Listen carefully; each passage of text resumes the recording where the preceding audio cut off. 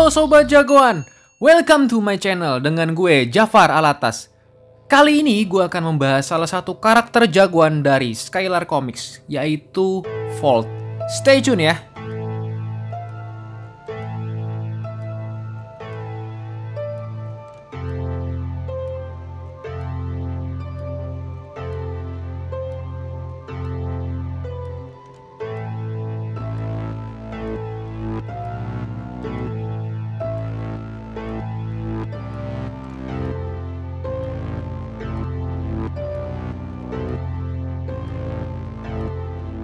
Sebelumnya gue akan jelaskan dulu awal dibentuknya Skylar Comics. Jadi pada tahun 2012, Marcelino Lefran, Aswin MC Siregar, dan produser film Sarjono Sutrisno mendirikan Skylar Comics di bawah payung Star World Entertainment Holding. Harapannya yaitu agar bisa mempelopori bangkitnya industri komik tanah air. Jadi Skylar Comics ini sendiri sudah memiliki 3 seri komik. Komik pertamanya yaitu Volt, yang bercerita tentang superhero berkekuatan listrik dengan kostum berwarna biru. Lalu ada komik Jawara Indonesia, yaitu artinya jagoan warga Indonesia, yang bercerita tentang kumpulan warga biasa tanpa kekuatan yang ingin menjadi superhero karena terinspirasi dari Volt. Jawara Indonesia sudah hadir di Stro TV dalam format serial sebanyak 8 episode tahun 2018 yang lalu. Lalu terakhir adalah komik Valentine, yang bercerita tentang seorang wanita yang ingin menjadi artis dengan cara menjadi superhero jalanan. Film Valentine sudah hadir di bioskop pada tahun 2017 yang lalu. Sekarang gue akan bahas satu persatu dari karakter Skylar Comics, dimulai dari karakter Volt. Kisahnya bermula saat seorang anak yang bernama Ruben menemukan sebuah batu mustika berwarna putih ketika nyawanya terancam oleh sekelompok penjahat. Ruben tanpa sengaja menjadi saksi suatu transaksi yang ilegal, hingga menyebabkan ia berada dalam keadaan yang sangat berbahaya. Lalu Ruben menemukan tempat persembunyiannya di dalam peti kemas. Di dalam peti kemas tersebut ternyata terdapat mustika putih yang sudah lama tertidur ribuan tahun yang lalu. Batu mustika putih tersebut mengeluarkan kekuatan yang dahsyat. Kekuatan itu termanifestasi oleh ketulusan hati Ruben, serta imajinasinya menciptakan karakter superhero. Di saat yang bersamaan ada seorang terpilih menerima kekuatan putih tersebut. Berkat hal tersebut lahirlah pahlawan super yang bernama Volt. Lalu semenjak kejadian tersebut, mereka berteman dalam menumpas kejahatan dan menegakkan keadilan. Volt dalam wujud manusianya bernama Guntur. Volt ini mempunyai kekuatan pengendalian listrik dan petir. Volt juga bisa terbang dengan mengandalkan kekuatan listriknya. Kisah mula kekuatan Volt dimulai pada zaman legenda. Legenda bercerita tentang adanya dimensi yang berseberangan dengan kehidupan manusia. Dimensi itu terbagi menjadi 3 bagian, yaitu dimensi Maya Praja. Dimensi ini dihuni oleh makhluk mistis putih, yaitu Daiva atau dewa.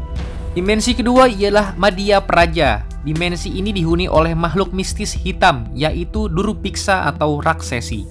Dimensi ketiga yaitu Marca Praja atau bumi, tempat tinggal para manusia.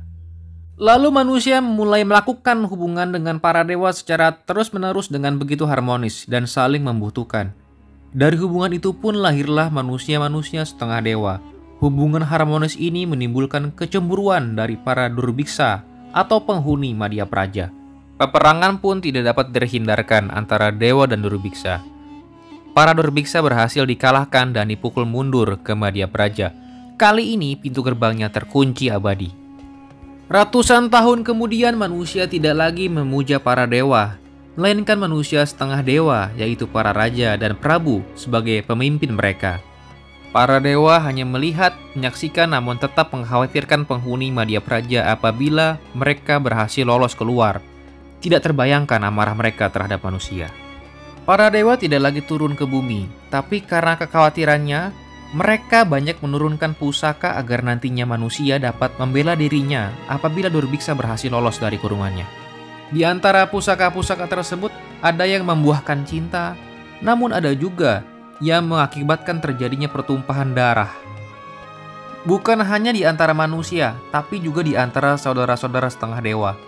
Para dewa sedih melihat pertumpahan darah itu. Maka dari itu, seluruh pusaka yang ada diambilnya kembali, lalu disebarkan ke seluruh pelosok Marca Praja atau bumi. Agar nantinya hanya manusia-manusia yang terpilih saja yang dapat menemukan pusaka tersebut. Lalu, 1000 tahun kemudian, kehidupan manusia telah memasuki babak yang baru. Babak di mana manusia sudah tidak lagi berhubungan dengan dewa dan tidak memohon bantuan atau apapun berkah dari para dewa. Pada masa ini manusia masih memuja raja dan ratunya seperti pada zaman sebelumnya. Akhirnya kisah-kisah Maya Praja dan Madya Praja semakin kabur hingga menjadi kisah, mitos, dan dongeng sebelum tidur. Pada suatu ketika muncullah seorang manusia yang bernama Mahija. Dia bukanlah seorang manusia setengah dewa atau seorang bangsawan. Dia hanya seorang anak petani biasa, tetapi dia memiliki rasa keingintahuan yang sangat besar terhadap kisah para dewa dan para durbiksa. Orang-orang menganggapnya tidak waras, hingga dia berhasil menemukan pusaka Kalimantra. Pusaka Kalimantra ini adalah salah satu dari 3 pusaka milik Puntadewa, kakak tertua Pandawa dalam kisah Mahabharata. Keistimewaan pusaka Kalimantra adalah dapat memenuhi permintaan siapa saja yang menemukannya asal dapat merapat mantranya. Akhirnya, keinginan Mahija untuk membuka pintu gerbang Madya Praja telah tercapai dan seluruh isi penghuninya telah keluar ke dunia Marca Praja atau bumi, tempat tinggal para manusia. Mereka juga mematuhi segala keinginan Mahija. Maka terjadilah peperangan besar yang sangat tidak berimbang antara manusia melawan para durbiksa dan raksesi. Walaupun kerajaan-kerajaan di bumi tanah air ini bersatu, tetap tidak dapat mengalahkan angkara murka penghuni Madya Praja. Manusia diambang kepunahan. Perang itu terus berlangsung sampai beberapa tahun lamanya dan diawasi langsung oleh para dewa. Tetapi mereka tidak melakukan apa-apa karena manusia sudah tidak pernah berdoa dan memohon lagi kepada mereka. Hingga sampai suatu saat, dewa yang bernama Afral mendengar sebuah doa dari hati yang paling dalam, tulus dan penuh kerendahan hati.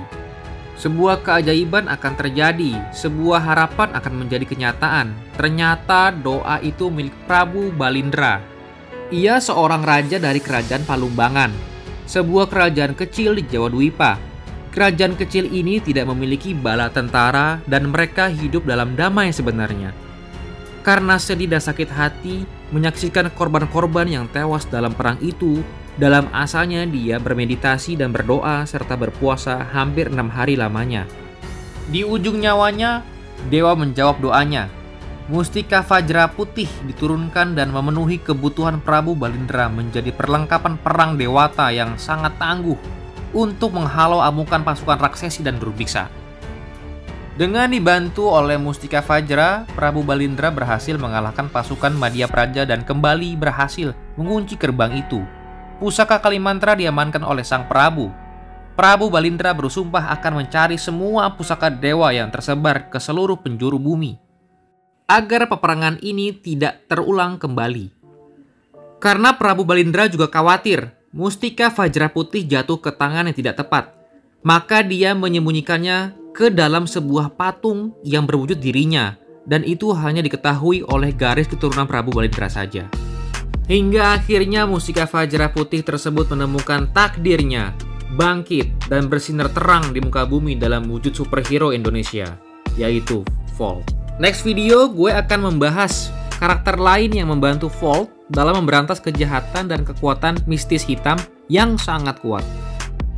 Jika kalian suka dengan bahasan karakter superhero Indonesia, kalian bisa subscribe dan like video ini ya, untuk mendukung terus channel ini agar selalu memberikan kalian mengenai update dan teori tentang karakter superhero Indonesia.